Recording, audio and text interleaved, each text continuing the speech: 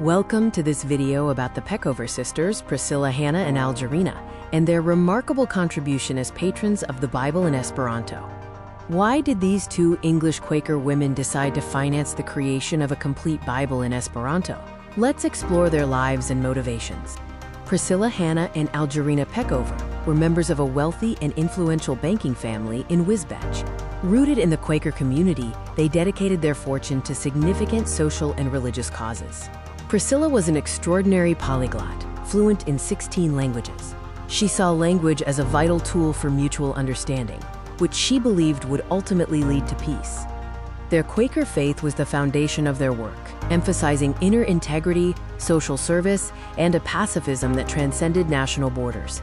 Priscilla's dedication to peace was recognized internationally. She was an active member of the Peace Society and earned 4 nominations for the Nobel Peace Prize. For someone committed to the peace movement, Esperanto represented a neutral language that could help people connect across national boundaries.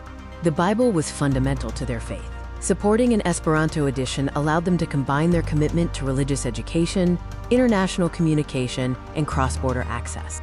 L. Zamenhof had already begun translating parts of the Hebrew Bible into Esperanto in stages before the Peckover sisters became involved in the project. Zamenhof translated from the Hebrew text available in 19th century editions, comparing them with various auxiliary translations of the time.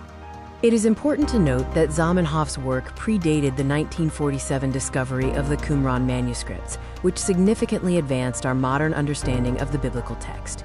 The creation of the Londona Biblio was a complex editorial process. Zamenhof's draft was just the beginning.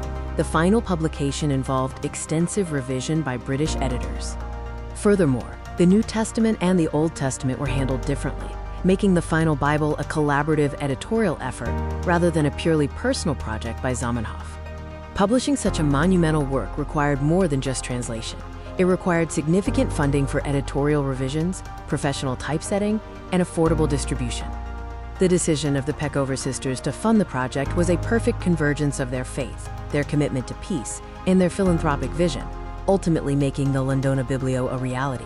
In this video, we clarify exactly what the Peckover sisters financed. Contrary to common belief, they did not pay Zamenhof for his translation work, which he had already begun independently. Instead, their generous support covered the essential, expensive process of transforming the final manuscript into a printed book. This included scientific editing, stylistic unification, and professional typesetting. Their financial contribution, approximately $10,000 in the 1920s, had a modern purchasing power of around $180,000, making it a monumental act of philanthropy. This funding ensured that the final, unified Bible could be offered to Esperantists worldwide at a very low and accessible price, democratizing access to the text. The 1926 Londona Biblio was the result of a collaboration with the British and Foreign Bible Society, representing the culmination of years of editorial effort. It combined Zamenhof's Hebrew Bible translation with an independent translation of the Christian Greek scriptures, creating the first complete Protestant Bible in Esperanto. This achievement was a monumental hito, or milestone, for the entire Esperanto-speaking community at the time.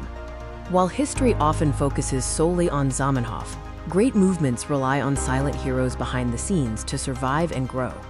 Beyond a visionary creator, every great movement requires skilled editors, dynamic institutions, and dedicated patrons who are willing to assume financial risks. Priscilla and Algerina Peckover were precisely those figures of action, bridging the gap between noble dreams and material reality for the movement. Priscilla, a linguist of 16 languages, recognized Esperanto's potential early on as a tool for global connection, driven by her Quaker commitment to peace.